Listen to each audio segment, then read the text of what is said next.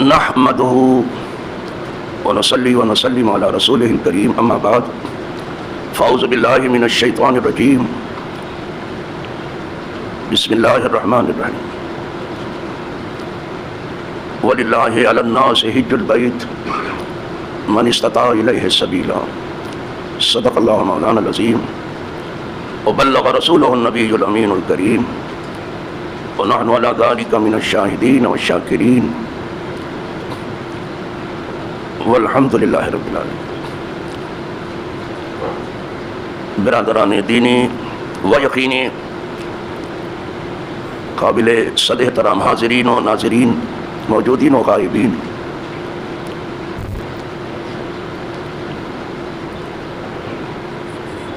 اس جمعہ سے پہلے جو جمعہ گزر گیا اس میں میں نے عرض کیا تھا کہ ماہ رمضان کے رخصت ہوتے ہی حج کا مہینہ آ جاتا ہے۔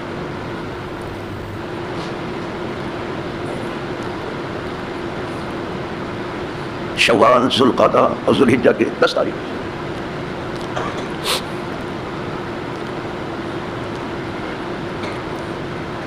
یہ کئی مہینے اس لیے رکھے گئے کہ تمام جہان کے انسانوں کے لیے حج کی تیاری اور آنے جانے میں سہولت ہو، ورنہ تو حج کے صرف 5 دن ہیں۔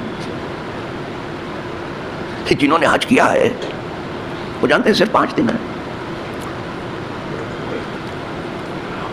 اور وہ 5 دن اگر ٹھیک سے مناسک کی ادائیگی کی جائے تو جہاد ہے۔ کوئی کتنی ہی آسانی کیوں نہ پہنچانا چاہے حاجی کو، لیکن ان 5 دنوں میں حاجی جہاد میں ہوتا ہے۔ عورتوں کے لیے تو کھلا ہوا جہاد ہے، حضور نے فرمائی دیا جہاد کن الحج، عورتوں کے اوپر جہاد نہیں ہے نا۔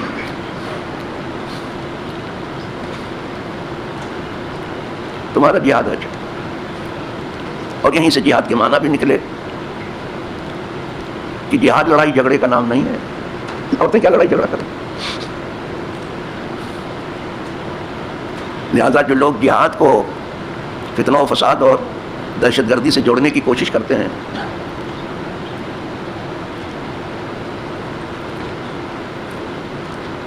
وہ جہاد کے معنی تک نہیں سمجھتے کہ کیا ہے، اور بکواس کرنے کے لیے معنی سمجھنا کیا ضروری ہے کہ انہیں بکواس ہی کرنی ہے، بے پر کی پروپیگنڈی کی دھول ہی اڑانی ہے، تو پھر ان کو کیا ضرورت معنی سمجھنے۔ تو عورتوں کے لیے تو یہ حج کھلا ہوا جہاد ہے، لیکن اس صف میں صرف عورتیں نہیں ہیں۔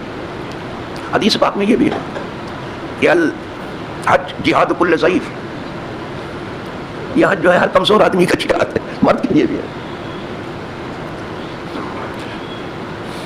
اگر ٹھیک سے مناسک کی ادائیگی کرنے گیا تو بالکل جہاد سے گزرے، یعنی اپنی پوری کوشش اسے کھپا دینی پڑے گی، اور ادائیگی کی فکر میں اسے اپنے جان کی سلامتی بھی پیش نظر ہوتی کہ ہم سلامت رہیں گے یا نہ رہیں۔ اس لیے کہ پہلے کنکری وغیرہ مارنے میں جو گر جاتا تھا وہ پھر نہیں اٹھ پاتا تھا، اس کی لاش ہی اٹھائی جاتی تھی۔ قسمت سے کبھی اٹھا لیا گیا وہ الگ بات۔ تو یوں تو 5 ہی دن ہیں حج کے، لیکن اتنا وقت دے دیا گیا، شوال، ذوالقعدہ 2 مہینے یہ، اور 10 دن ذوالحجہ، یہ صرف تیاری کے لیے دیے گئے کہ اچھی طرح سے تیاری کر لو حج کے لیے، کیونکہ یہ فریضہ عمر میں صرف ایک بار ہے، بار بار نہیں، فرض ایک بار۔ جب یہ تمام عمر میں ایک بار فرض ہے تو یہیں سے پتہ چلتا ہے کہ اس کی تیاری تمام عمر کرنی پڑے گی، ایک چیز۔ دوسری بات یہ ہے غریب اور نادار کے اوپر حج فرض نہیں ہے، جیسے زکوٰۃ مالداروں پہ فرض ہے، غریب و نادار پر نہیں ہے۔ کوئی ضرورت نہیں ہے کہ اب اس کے لیے چندہ کر کے جائے اور جانے سے پہلے دھندا کیا جائے، اس کی کچھ ضرورت نہیں۔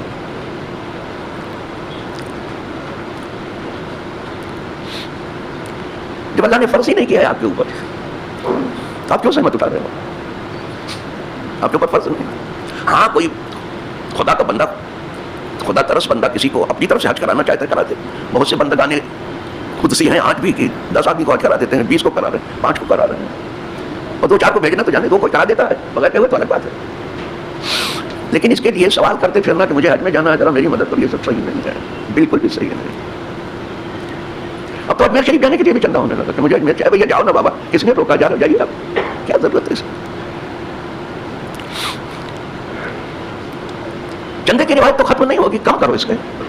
کہیں کہیں چندہ مسنون ہے، بالکل ناگزیر حالت میں چندہ کیا گیا ہے، لیکن اسے دھندے کی شکل اختیار نہیں کرنی چاہیے کہ چندہ دھندا ہو جائے اور کالا بیگ دیکھ کے لوگ ڈرنے لگے اس میں سے بھی کالا چیز نکلے گا، وہ کسی چھو منتر سے نہیں جائے گا. ایسا نہیں چاہیے. کیوں ایسی زحمتیں پڑھتا ہو؟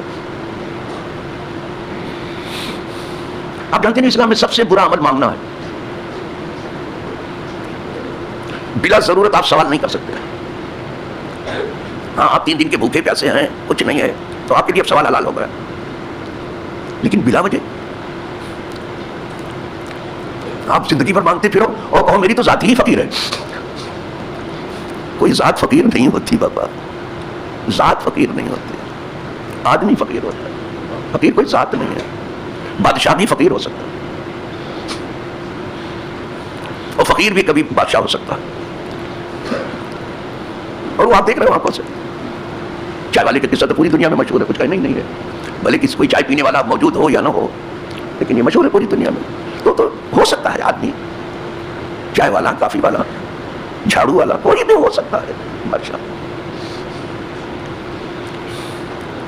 فقیر کی تعریف جانتے کس کو کہتے ہیں؟ فقیر اس کو کہتے ہیں من لہو ادنا شے، جس کے یہاں گزر بسر کے لیے بہت تھوڑی چیز ہو، لیکن کچھ ہوتا ہے اس کے یہاں فقیر، کیا اس کو فقیر کہتے ہیں.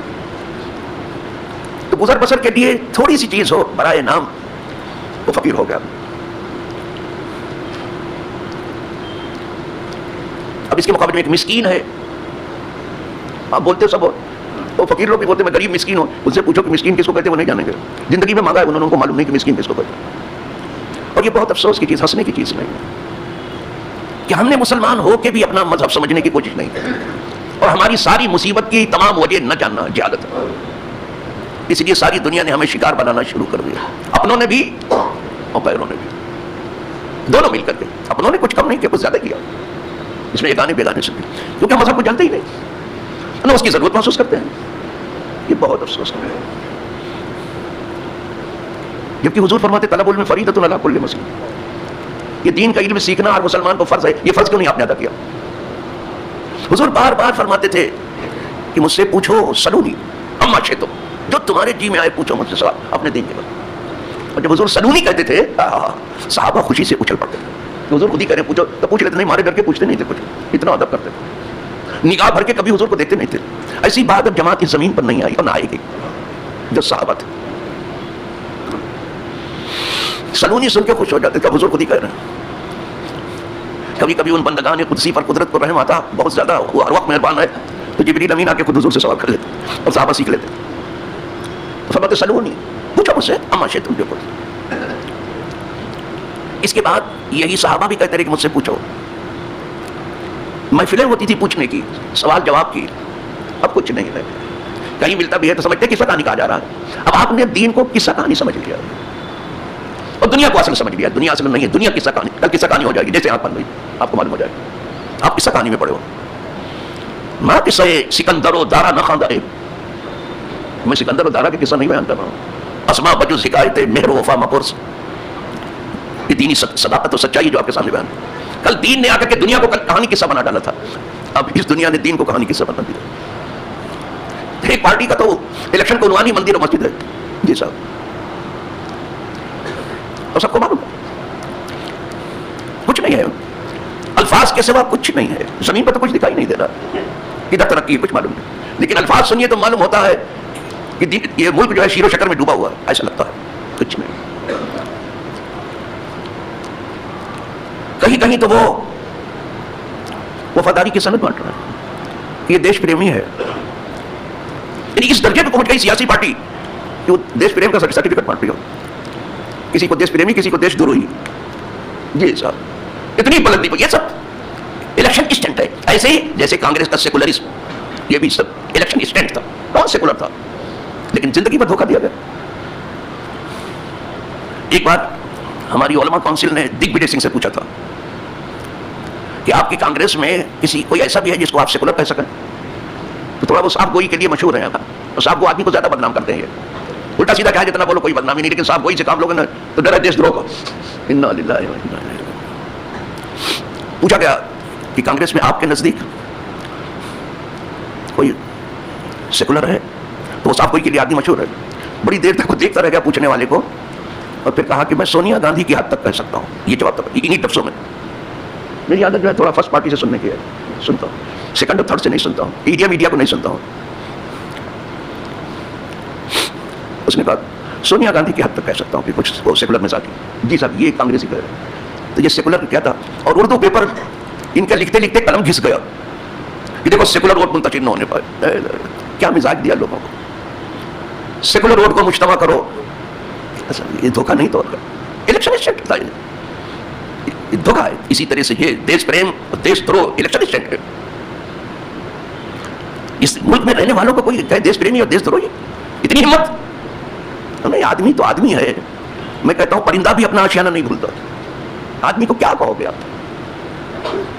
मैं बूढ़ा हो गया, आज भी जब अपने वतन के दरो दीवार को देखता हूं तो देखता ही रह जाता हूं। जहां मैं पैदा हुआ, जहां मैं खेलता कूदता था, जहां मैं पढ़ता लिखता था, आज भी उसकी मोहब्बत आता रहता। एक परिंदा भी अपने आशियाने को नहीं बोलता। आप क्या सर्टिफिकेट देते हो? मुल्क बेचने वाले, गिरफ्त रखने वाले, ये कब से देश प्रेमी हो गए? Election stunt. लेकिन चूंकि यहाँ की पब्लिक ज्यादा लोग लाख है कि बहुत होशियार नहीं है, होशियार नहीं है। अलवाम कल अनाम, आम आदमी जानवर जैसा है। कुछ लोग होशियार होते हैं, बालिग नजर कोई नहीं है। उनकी बेवकूफी का फायदा उठा करके कोई शाह बन गया, कोई दरवेश बन गया। हमारे दरवेशों में ऐसे मिले बेवकूफ बना दो। कभी भी कोई शाह बन ही नहीं सकता जब तक बेवकूफ न बना, और कोई भी दरवेश नहीं बन सकता जब तक बेवकूफ न बना। दोनों ने खूब बनाया। ये आफत देख करके इकबाल को कहना ही पड़ा, खुदावंदा ये तेरे सादा दिल बंदे की दर्जा है। ये सुल्तानी भी अय्यारी और दरवेशी भी अय्यारी, नहीं छोड़ा उसे, लगी डिप्टी। ये सादा दिल बंदे हैं, इनको कुछ मालूम नहीं, नो नॉलेज नो कॉलेज, कुछ मालूम नहीं इनको। ना दुनिया समझते हैं ना अपना दीन समझते हैं, कुछ नहीं समझ रहे हैं। बस खा पी रहे हैं, बस मौज मस्ती कर रहे हैं। जो आवाज है कि मौज मस्ती करो, खाओ पियो घूमो फिरो, किसी की मत सुनो। तो बगैर बेवकूफ बनाए ना कोई दरवेश बनता है ना कोई बादशाह। बेवकूफ बनाया जाता। पढ़ो है तब फिरौन ने अपनी कौम को बेवकूफ बनाया, वो खुदा बन गया था उनका। अमेरिका क्या करा? बेवकूफ बना रहा है सबको। और इसके बेवकूफों में अपने आदमी ज्यादा है, खासतौर से वो जो शिया के मुकाबले में सुन्नी है। वैसे तो सुन्नी जल्दी से कहाँ मिलता है, सुन्नी मिल जाए तो क्या कहना साहब। अपने जितने आदमी हैं सब इत्तेफाक से सबको बेवकूफ बना कर रखो। तो ये बादशाह लोग भी पहले बेवकूफ बनाते, फिर लोग इताअत करते हैं, और दरवेश भी ऐसे। वरना वतन की मोहब्बत बहुत होती है। किसी कहने वाले ने एक परिंदे ही की जबान से कहने की कोशिश की है, आदमी तो आदमी हो, कहता है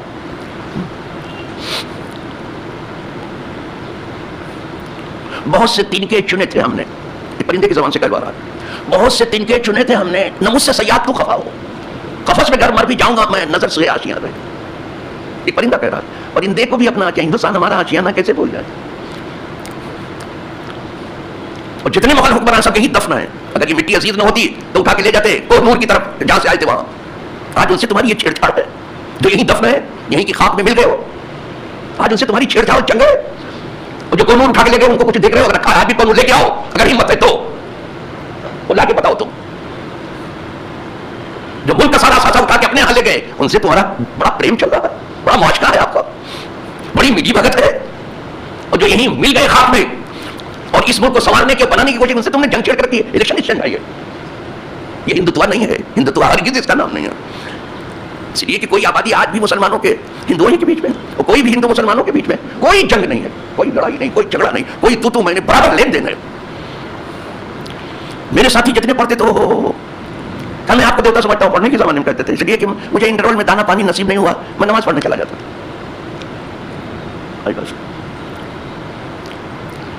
یہ سب الیکشن اسٹنٹ ہے، لیکن لوگ نہیں جانتے بیچارے، دھوکہ کھا رہے ہیں. ان سے بتا دیا کہ ہم کو ہندو راشٹر بنانا ہے، چل پڑے چلو. دیش بھکت بنانا، یہ دیکھو بگولا بھگت کو، یہ دیش بھگت نہیں بگولا بھگت ہے. کیوں اپنے میاں بٹھو بن رہے ہو، تو دنیا کو برباد کر رہے ہو. میں ڈرتا ہوں کہیں سری لنکا والا حال نہ ہو جائے، کہیں مسافت کی طرف نہ لے جاؤ آپ. سب کا کسر ہے، گراؤنڈ پہ کچھ نہیں ہے، سب زبان درازی ہے. الفاظ بہت اچھے استعمال کر رہے ہیں. کانگریس کے پاس الفاظ بھی نہیں رہے، اتنی بوڑھی ہو گئی کہ الفاظ سے بھی گئی گزری، تو ہے بھی نہیں اس لائق، کچھ نہیں اس میں. جو اس کے پرچارک ہوں گے وہ ہوں گے، جو اس کے بھگت ہیں ان سے کو سکے تو گھر رہو، وہ تو بہت بوڑھی ہو گئی. اس وقت اگر دو بروں میں کسی برے کا انتخاب ہی کرنا ہے تو کلکتہ کی ممتا ہے اور کیجریوال ہے. ان دونوں، اور یہ کیجریوال ہی کانگریس کا بدل چاہے بننے جا رہا ہے، اس کے بعد پروگرام ہے. لیکن ہماری قوم کو سمجھ کہاں ہے؟ سمجھ ہوتا ہے تو لٹی اور دلت کے نیچے جاتی نہیں ہے. بنتی بہت سمجھدار ہے، اور آدمی بخرات ہے، رکھا کوئی افلاطون ہے، کوئی جعلی نوس ہے، اس کی عقل کا کوئی ٹھکان کچھ نہیں آتا، کچھ معلوم نہیں آپ کو، بالکل کچھ نہیں جانتے ہو. میں پرندے کی زبان سے کہہ رہا تھا کہ وطن بہت عزیز ہوتا ہے. بہت سے دن کے چنے تھے ہم نے، نہ مجھ سے سیاد تو خفا ہو. قفس میں گر مر بھی جاؤں گا میں نظر سے. آج بتاتا تو ہوں کہ آج بھی جہاں میں پیدا ہوا، جب گلی کوچے دیکھو بہت اچھا لگتا ہے. بلکہ میں باہری ملک میں کہیں گیا تو لوگ ڈرتے تھے کہ میرے وطن کے خلاف کوئی بات کرے. میں آپ کو وہ بھی بتا دوں، کیا تم وطن پرست وقت بنتے ہو، کیا اپنے منہ میاں بٹھو بن رہے ہو صاحب، کیا دیش بھکت بنتے ہو تم. میں بتاتا ہوں، میں کینیا میں تھا، لوگوں نے کہا حضرت آپ کا جوتا ٹوٹا پھوٹا ہے، جوتا تو لے لیجیے. میں نے کہا ٹھیک ہے، زمینی وہ تو چلتا ہے، ٹوٹے پھوٹا چلے گا. نہیں جوتا لے لیجیے. تو یہاں سے بیٹھ گئے ایک جوتے کی دکان کو، بہت بڑی دکان کو بٹھا دیا. تو میں نے دیکھا کہ ہر جگہ کا جوتا ہے یہاں، لیکن ہمارے انڈیا کا نہیں تھا. تو مجھے تھوڑا سا افسوس ہوا. میں نے کہا ہمارے انڈیا میں بہت اچھے اچھے جوتے بنتے، تم لوگ وہاں سے منگاتے نہیں ہو. تو جانتے ہو اس مالک نے کیا کہا؟ ارے حضرت صاحب آپ انڈیا کے، میں انڈیا کو کیا کہہ سکتا ہوں. میں نے کہا نہیں برا بھلا تو مت کہنا، لیکن جو کہنے کی بات ہے ضرور کو کیوں نہیں تم نے انڈیا کیوں نہیں بتا. کہا آپ نے چھیڑ ہی دیا ہے تو میں منگاتا ہوں. تو کہا وہ جوتا لے آؤ ذرا سا، جو سیمپل آیا تھا انڈیا سے، دکھاؤ تو حضرت کو. بہت بہترین سیمپل تھا. اور میں نے دیکھتے میں نے کہا دیکھا نا کیسا انڈیا کا ہمارے سیمپل. وہی تو ہے، یہ دیکھ کے میں نے آرڈر دیا تھا، یہ بہت اچھا جوتا ہے. اور جو آرڈر دیا تو اس کے بعد جو مال آیا ہے ذرا وہ دکھاؤ تو اتنا خراب تھا کہ روڈ پہ پھینک دو تو کوئی دوسرا بھی اٹھا کے نہیں لے جائے، اتنا خراب. یہ ہماری ایمانداری ہے. تو میں نے کہا تم نے اس کو واپس کیوں نہیں کیا؟ تو بہت بڑا بیپار. اس نے کہا کہ میں نے اس کو جھیل لیا اس لیے کہ میرے اوپر زیادہ اثر نہیں آئے گا اس کا، اور میں واپس کرتا تو مجھے ڈر تھا کہ وہ بھیجنے والا مر جائے گا. یہ انسان ہے، اس لیے میں نے اس کو گو ڈاؤن میں اسے بند کر دیا. میرے پاس ہی جانے کتنی مثالیں ہیں. ایک سنگاپور کے آدمی سے میں نے کہا کہ تمہارے انڈیا کا کپڑا کیوں نہیں منگاتے، سب سے اچھا تھا. بے شک آپ کے انڈیا کا کپڑا بہت اچھا ہے. انہوں نے کہا پھر منگاتے کیوں نہیں؟ نہ چھیڑی آدر. وہی بات اس نے کہی، آپ کو تکلیف ہوگی کچھ انڈیا کو کہوں گا تو. یہ دیش پریم ہم کو سکھا رہے ہیں. ہمیں جاؤ دفن کرو اپنے اس الیکشن اسٹینڈ کو، اس کو دفن کرو کہیں کسی گہرائی میں. تم دیش پریم، کرسی سے پریم ہے آپ کو، دیش سے پریم نہیں. اقتدار سے پریم ہے آپ کو، دیش سے پریم نہیں. بادشاہ سے پریم ہے، دیش سے پریم نہیں. کیا دھوکہ دے رہے ہو آپ؟ دیتے ہیں دھوکہ، یہ بازی کر کھلا. اس نے بھی وہی کہا کہ آپ کو تکلیف ہوگی ابھی. میں نے کہا نہیں مجھے تکلیف نہیں ہوگی. آپ کہیے کیوں، کیا کہنا چاہتے ہیں، لیکن کوئی بات غلط مت کہنا انڈیا کے لیے. کیا نہیں غلط نہیں کہوں. کہا پہلے منگاتا تھا میں، لیکن انڈیا کا 10 یارڈ سے لکھ دے، دیکھو اس کی بولی ذرا دیکھو تو 9.5 نکلے گا. یہ بھی ایمانداری بھی کیوں نہیں پیدا ہوئی یہاں؟ 10 یارڈ سے لکھتے. یہاں بھی ہم کو بھی جب دیتے پیسے کھینچے ربڑ کی طرح سے کھینچتے ہیں کپڑے کو، معلوم ہوتا ہے ربڑ کھینچ رہا ہے. اور اب بھی دیکھو کپڑے جب تک لٹک نہیں جا کے نہیں دیں گے. دیا کبھی تو کہا لکھتے ہیں 10 یارڈ سے 9.5 نکلتا. میں نے کہا اور جگہ سے جاپان سے اس کو خوب دھوم سے چل رہا تھا معاملہ. کہا جاپان لکھتا ہے 10 یارڈ سے، وہ 11 یارڈ سے نکلتا ہے یا 11.5 نکلتا ہے. تھوڑا ایمانداری بھی ہوتی تو سب زبان درازی ہے، ایمانداری بھی ہے کہیں. انصاف کی بات ہے، انصاف بھی کہیں ہے. آواز کو انصاف کہاں ہے؟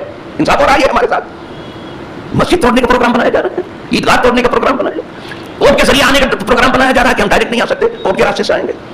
کیا دھوکہ دے رہے ہو آپ؟ کیا بتا رہے ہو؟ کیا تنگ کر رہے ہو لوگوں کو؟ گرانی آپ کے لیے مسئلہ نہیں ہے، بے روزگاری آپ کے لیے مسئلہ نہیں ہے، علالت و بیماری آپ کے لیے مسئلہ نہیں ہے، انسانی ضرورت آپ کے لیے مسئلہ نہیں ہے، تعلیم آپ کے لیے مسئلہ نہیں کہ ہمارے بچے یوکرین پڑھنے جائیں. ایسا کیوں ہوگا کہ اس کو یوکرین کے یہاں آتے پڑھنے کے لیے؟ کیوں نہیں ہمارے پاس اسکول ہوا؟ یہ سب مسئلے کیوں نہیں ہے ہمارے پاس؟ صرف بیوقوف بنانے کے دندے سیکھ لیے آپ حکمرانوں نے. اللہ ان حکمرانوں کی آفت سے اپنی عوام کو بچا دے. سارے جہاں کے حکمران سے کسی کا نام نہیں ہے، اس میں شاید ہی کوئی اچھا ہو. اور یہ جھوٹے درویشوں سے بھی اللہ سب کو بچا دے، ہر آفت سے دنیا سے بھی بچا لے، نفس سے بھی بچا لے، شیطان سے بچا لے. اور ہم سب کو اللہ دین کی سمجھ پوچھتے تھے. وآخر دعوانا